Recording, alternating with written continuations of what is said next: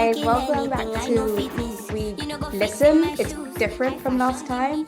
First episode, as it's Black History Month, I wanted to discuss recent Nigerian history and have a debut author on. So I have Claudia here. Thank you so much for having me on. I'm Claudia.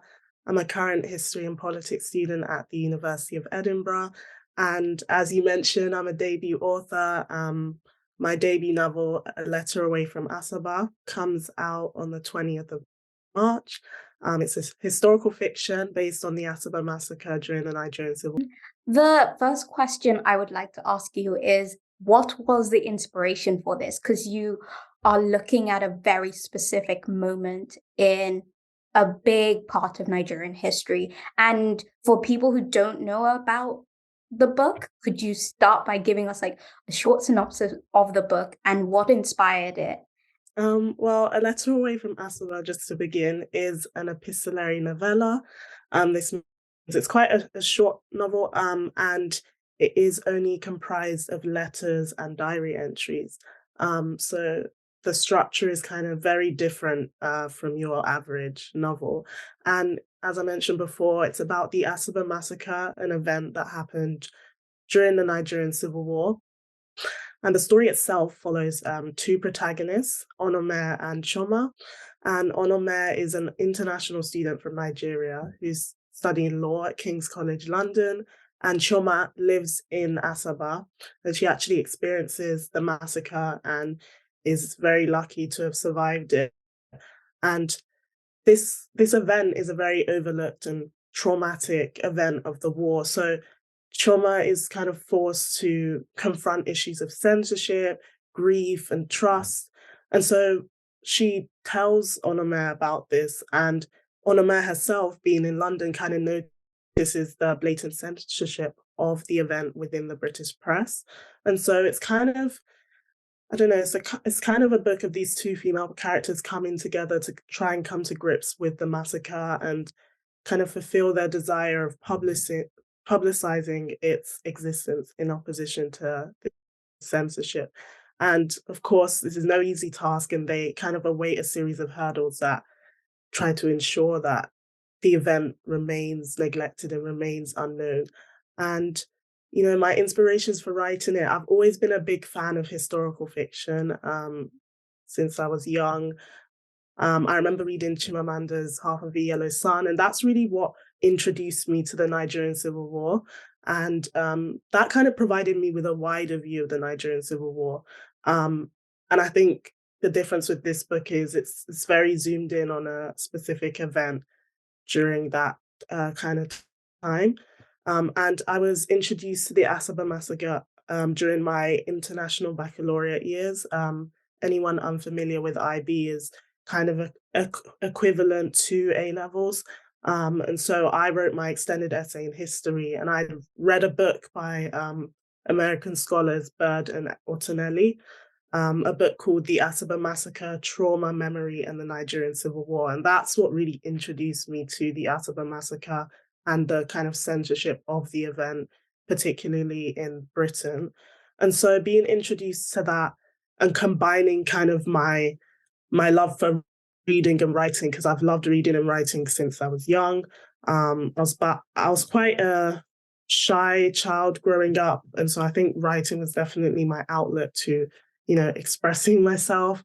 And of course, this passion kind of wore out in my early teens. I just wanted to be one of the normal kids, and I think writing a book at such a young age seemed like too much pressure. But then this passion kind of reignited in 2020 in my early adulthood. And I think that's just, I don't know, a testament to my belief that everyone kind of has their own time when they're supposed to take something up or pursue a passion.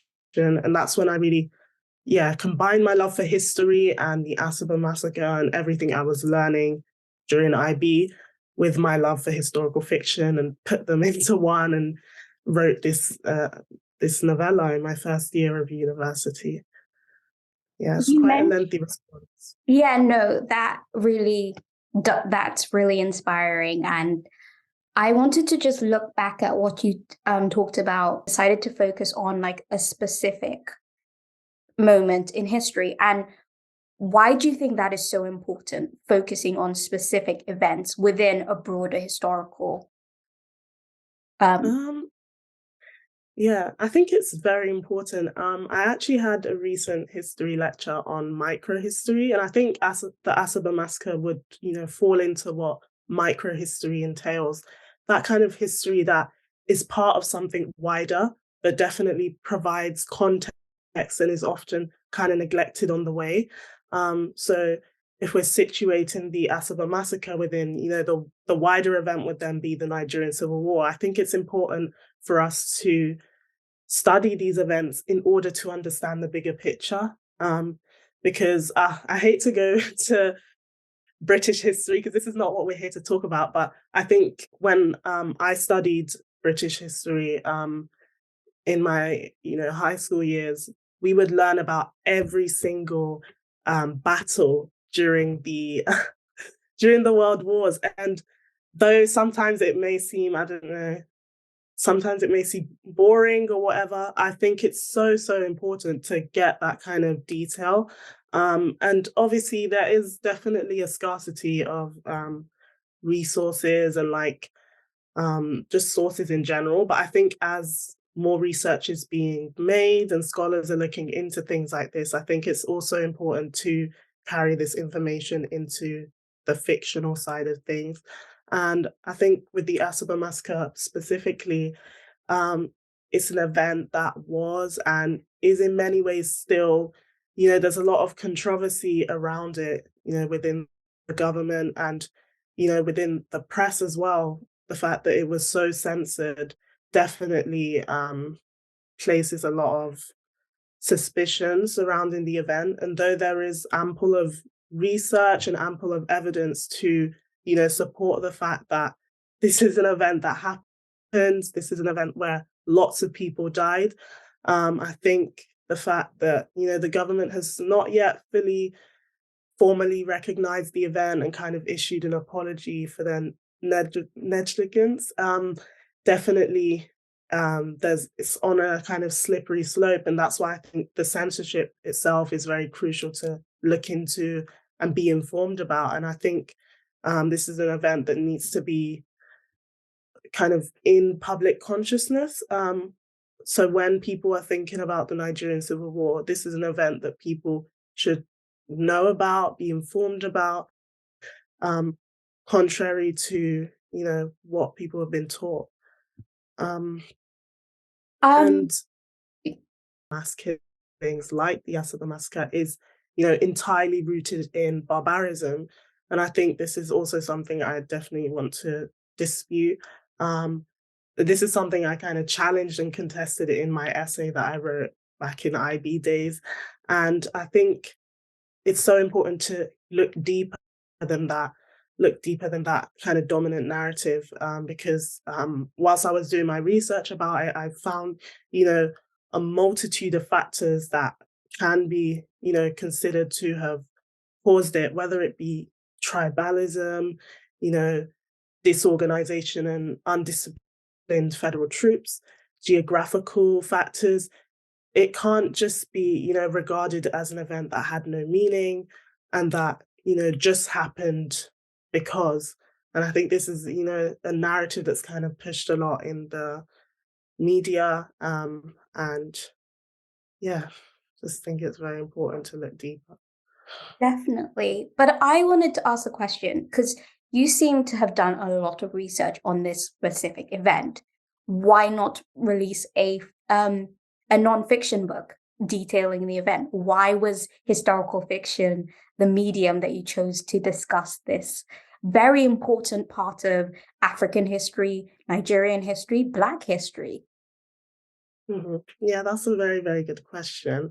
Um, I think first of all, given the fact that I'm still, in my undergraduate years of my degree, I definitely don't yet feel um, equipped enough to write, a non-fiction book on it. I think I'd have to go even deeper than I've already gone.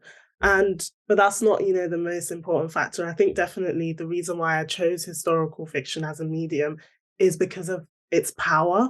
I think historical fiction has so much power because, when I first read about the Asaba massacre through that nonfiction book, I was so excited about it. I told a lot of my friends about it, told a lot of my family, and the excitement, yes, they were excited to hear that I was interested in this event, but their excitement wasn't what I was expecting, because not everyone is going to be keen to pick up a history book. And I think that's fine. That's something I had to come to terms with, that not everyone is as excited as me to read a 250-page nonfiction history book. And I think reading historical fiction and offering historical fiction diversifies the audience in, so many different ways, because I think a lot of people just love to read. They may not even necessarily be particularly fond of history specifically, but I think just that love to read, diversifies the audience. And, there may be someone who's not, much of a history fan, but is drawn to my synopsis and is like, okay, let me give this a chance, let me read. And so I think you can still, I love the balance that historical fiction brings, where you can, you know, balance fact and fiction and make it informative, but also make it kind of, you know, accessible to more people. And I think I definitely wouldn't have picked up a Nigerian Civil War fact book back in the days. And I kind of was introduced to it through historical fiction with the Half of a Yellow Sun, right? So um, yeah, I understand firsthand, the power of historical fiction and how it can definitely inform a wide range of people. So I hope that answers your question. Yeah, no, that really echoes what that because historical fiction was what drew me to history. I love history too. I love reading history books, like actual history books. But before I started reading history books, I read historical fiction from the Tudors to Half of a Yellow Sun. I read a lot of historical fiction. I was kind of very similar in that sense. And based off of that and Half of a Yellow Sun, I started to read a lot more about the about the Nigerian Civil War in general. And for people who don't understand the Nigerian Civil War, because I know a lot of people who watch me or people who are going to read this book may not be Nigerian or may not even understand Nigerian history because Nigerian history isn't told as much as it should be. Could you give like a very broad synopsis of the Nigerian Civil War? Okay.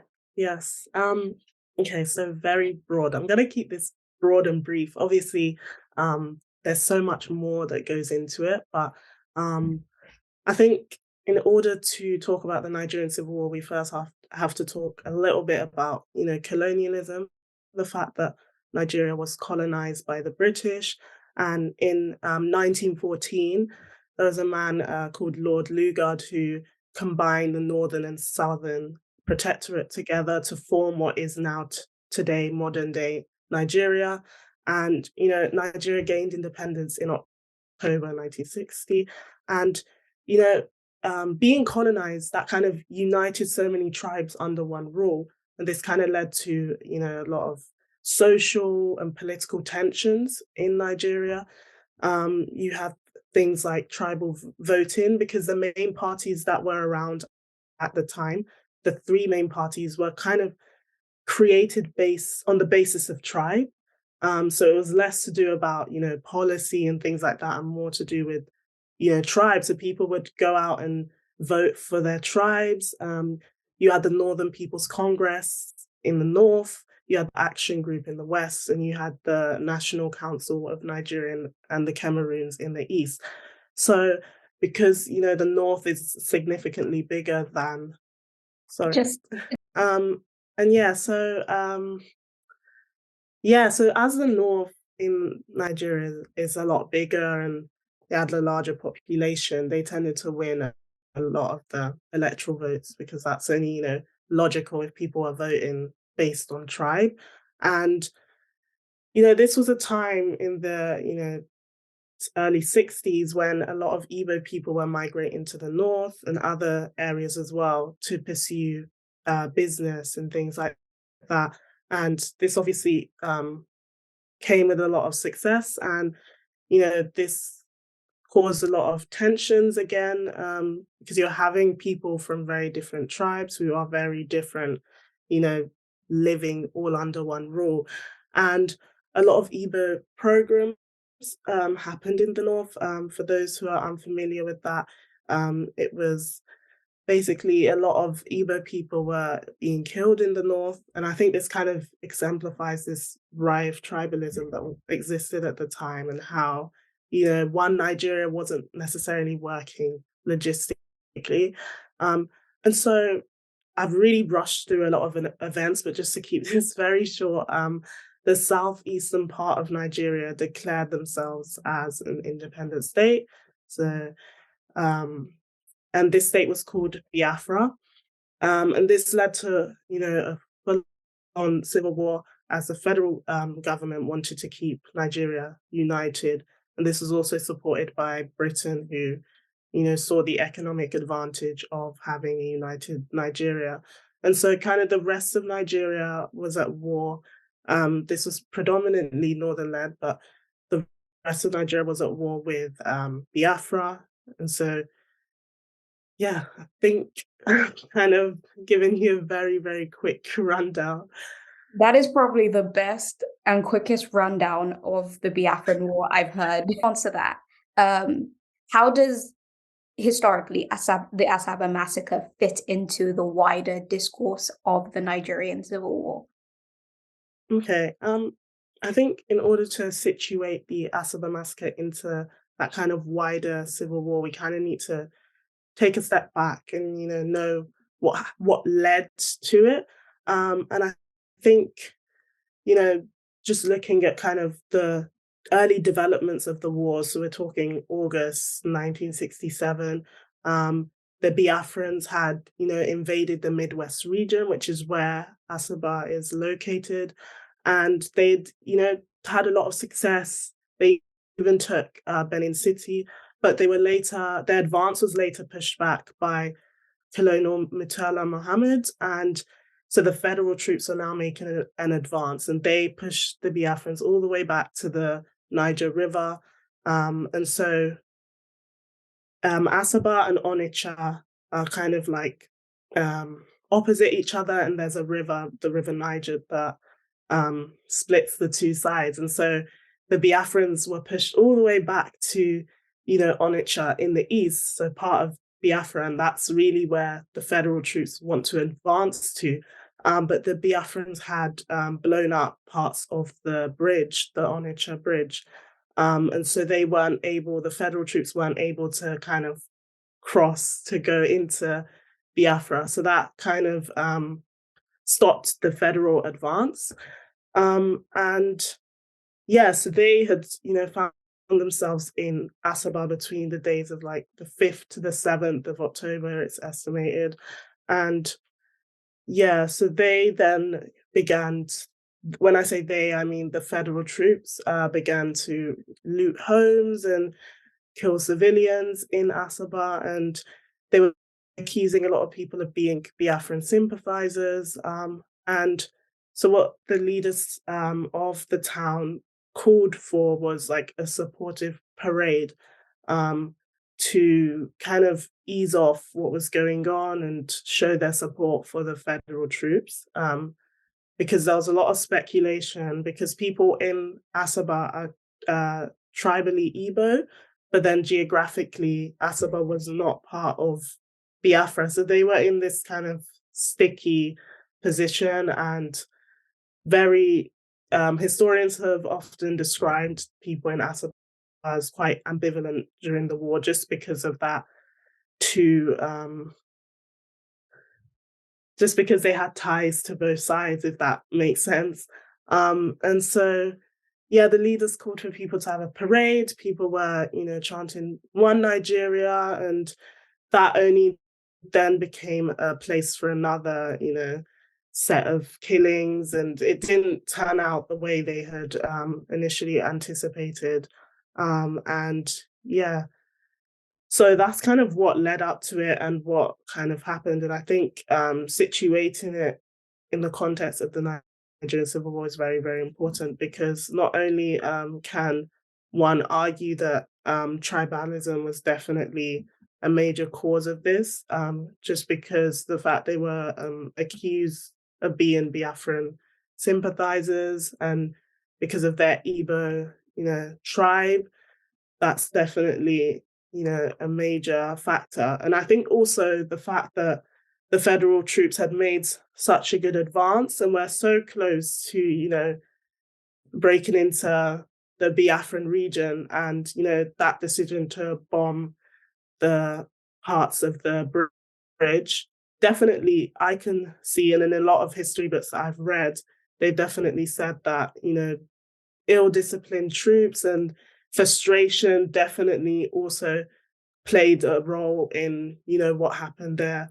So there's so many different factors that contributed to it, to the brutality that was displayed in Asaba. And so I think that context of what happened before and is, crucial to understanding why what happened. Something I love what you said there about the different factors, including indiscipline of the soldiers themselves, in the sense that in your novel you make a conscious effort to show that nobody is who they really are. People don't exist in binaries, and that there are multiple factors causing things, and you give like a multi-dimensional outlook at this. And I think that's what makes this book so amazing and so insightful. Um how in your writing process were you able to do that, like, consciously? Was it from your like the fact that you're a historian and that's literally what you kind of have to do as a historian, or was it just was there a wider effort to do to get there? Um, I think writing the essay I wrote, a few years ago definitely helped me so much in cultivating ideas for this book. Just because I'd written an analytical essay back then. So I was quite used to weighing in different factors, taking into account different sides and opposing views and things like that. So I kind of use that same mentality um, to, within the book, just to offer people a very holistic view of um, the event itself. And I think, yeah, I think definitely the research that I had done definitely contributed to that because if I didn't do as much research beforehand, I don't think I'd be able to kind of bring forward these ideas within the book. So I'm just very, very thankful that I um, wrote that essay one and then also decided to do a bit more research because it definitely strengthened and enriched the kind of story that I wrote for sure. You mentioned earlier that your book is written in like a letter style.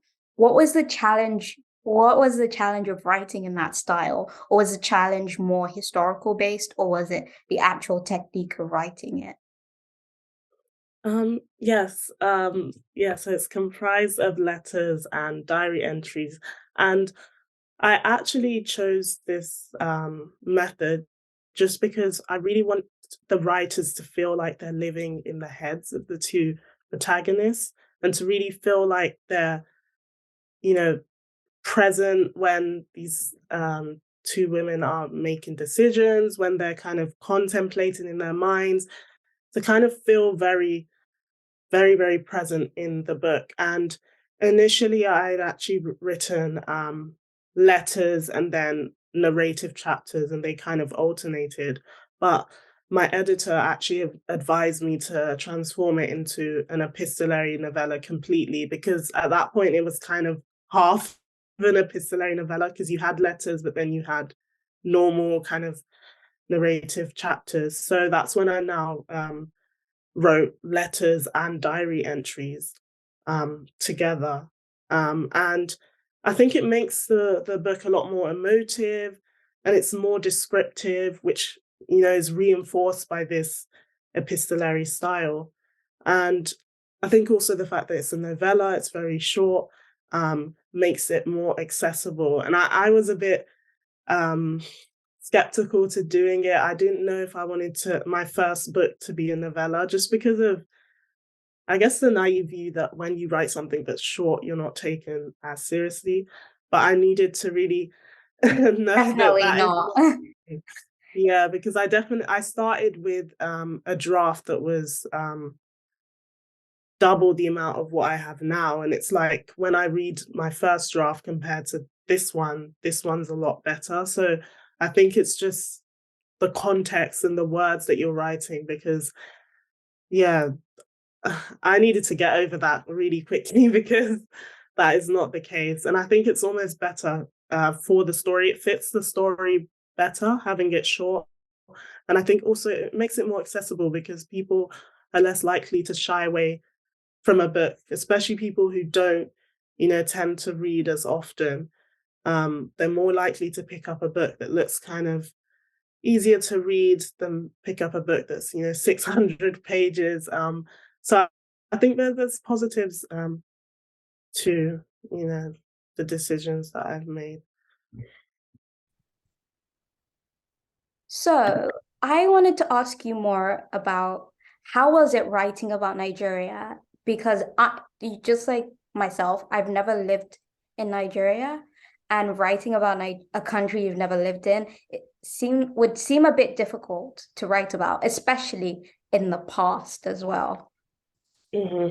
Yeah, no, such a good question. And it's something I question myself as well sometimes. But I think in terms of A Letter Away from Asaba, I think the two settings definitely helped with it. Um, the fact that half of it is set in Britain, half of it is set in Nigeria. And I think it definitely was difficult writing about Nigeria, having never lived there, especially a work of fiction where you have to be, descriptive, and you have to kind of bring the setting to life in a way. But what I definitely had to come to terms with was the fact that, the descriptions will not be entirely perfect and representative of every aspect of 1960s Nigeria, or even Britain for that matter. And I think, um, you know, I had a lot of conversations with people who live in Nigeria. Um, I did a lot of research. I've also read a lot of Nigerian fiction as well, and that definitely helped me. But I cannot deny that my imagination was also very, very useful in, providing descriptions for the setting. And I just, not to deviate, but I just wanted to talk a bit about Chimamanda's TED Talk, A Single Story. I'm not sure if you look like you've watched it. And she touched briefly on this, and the fact that her work has been, criticized for prioritizing a middle class kind of perspective in Nigeria. And I think, though it's not exactly the same, it's still that kind of not providing an overall view of something and people not kind of resonating with it. And I think if Chimamanda can get this kind of criticism, I'm obviously going to expect it. And I think it's valid claims because, Nigeria is such a big place. It's so diverse. There's so many different, classes and people, and you can never fully encapsulate that in your work. But I've definitely tried to the best of my ability to provide a kind of, not necessarily an accurate view, but a reasonable view of how things could have looked like. And I think also the fact that it is historical fiction helps me a lot because it is a combination of fact and fiction, and I kind of had to decide where to draw the line. And I think for me, what's most important is the fact that the kind of historical facts that are stated in this book are accurate, rather than kind of the setting and whether or not that's fully accurate. So I've definitely made sure that, things that are stated in the book as, historical facts, that those are well researched and well thought out. And then in terms of fiction, I've definitely used my imagination to my benefit and tried to, bring the story to light, as they say. Um, yeah. And you definitely have. I obviously can't critique it for the how authentically Nigerian it is. And as someone who has like not been criticized but been cautioned about certain narratives I put forward in terms of my commentary of Nigeria, from that I come from a place of privilege. I think accepting the criticism can also be like very a good learning experience too. So definitely relate to it. Yeah. Yeah. And then I want to discuss what was like, what would you give, what advice would you give young someone who was in the position you were in 2020 and was like, okay, I'm picking up my laptop, I'm gonna write a book. What would you tell them? Would you say, hell no, don't do it? Or it's gonna be a rocky ride? Yeah. No, I definitely tell them to go for it. Definitely. Because I wouldn't be, sitting here speaking to you now, if I hadn't taken that leap of faith.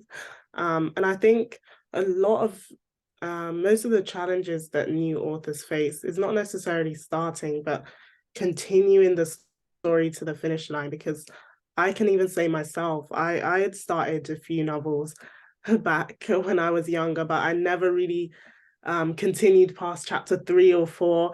That motivation wasn't really there. But for this particular book, the motivation lasted me until the very end. And I think um, I just advise the new writers to find a stimulating way to be consistent with their writing. And for me, it was, writing in the evening when I got home from uni and my extracurriculars. So spending kind of an hour each day writing. And I wrote best in the evenings because I was always, in lectures in the mornings and extracurriculars in the afternoons. So that was kind of a way for me to know, okay, between this time and this time, that's writing time, and nothing's going to kind of get in between that. And though it wasn't set in stone, um, some days I could skip a writing day, but it was just encouraging having a set writing structure. And I think also for all the perfectionists out there, your first draft cannot be perfect. I thought this as well, but yeah, no, definitely not. Because if I read my first draft now and compare it to, the final draft, it's such a drastic change. And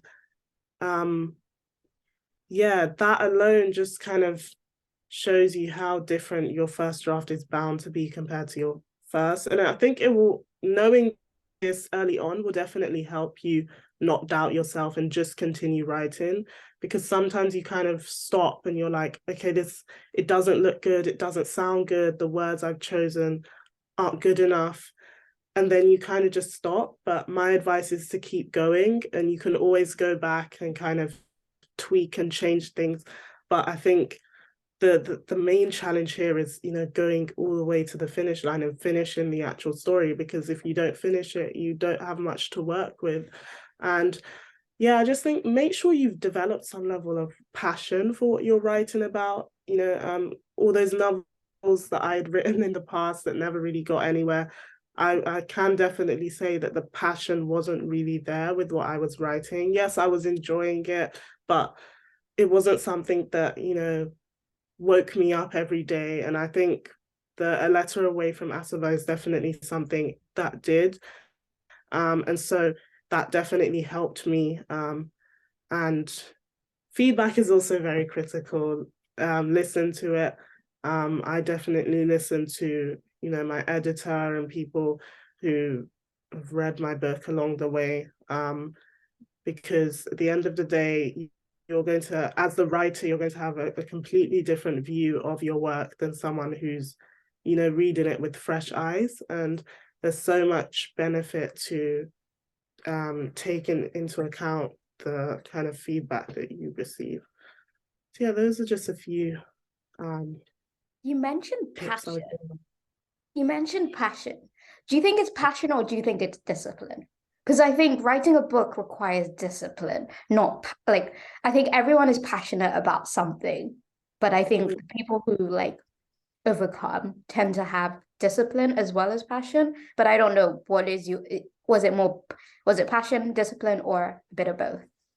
Yeah, that's such a good point. I definitely think for me it was a bit of both, but discipline was definitely up there because even just kind of my writing schedule, writing every evening for an hour, though it wasn't set in stone, I managed to do that almost every day. And I was, disciplined with that and knew that every day I'm gonna try and write for 1 hour in the evening. And yes, it's good that you mentioned that because passion definitely helps with that, but it's not enough to keep you going and to sustain you without that level of discipline. So yeah, I definitely say discipline is, you have to have it if you're going to write a book, because there'll be times where you're just not really feeling it, or motivation is down, and that's when discipline really comes in and takes over your passion. Yeah. Yeah.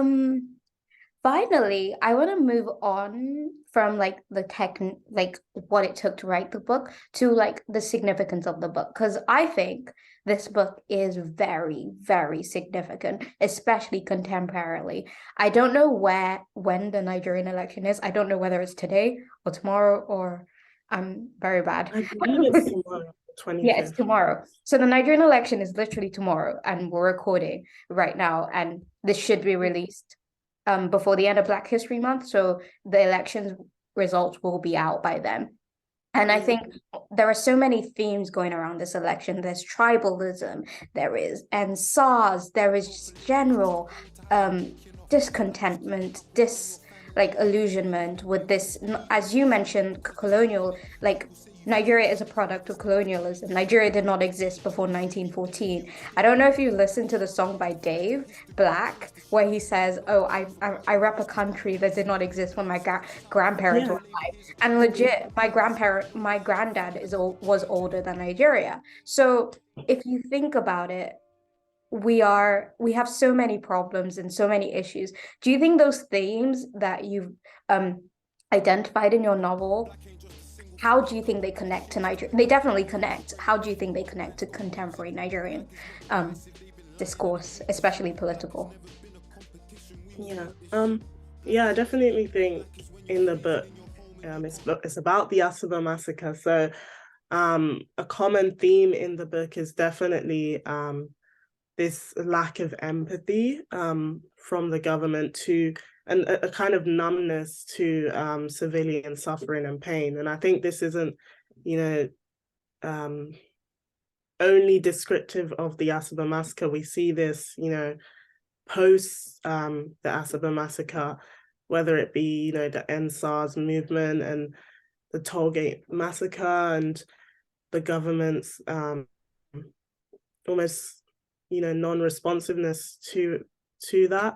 And so the Asaba massacre is very much a foreshadowing of a series of events that are quite similar, and the response that you get from the people who you voted in and hope are going to be there for you and offer you that kind of national security is, it's there in plain view. I think also just, brutality is a common theme as well. And I talked about, poorly disciplined troops, but this can also be linked to how position of power can be widely abused.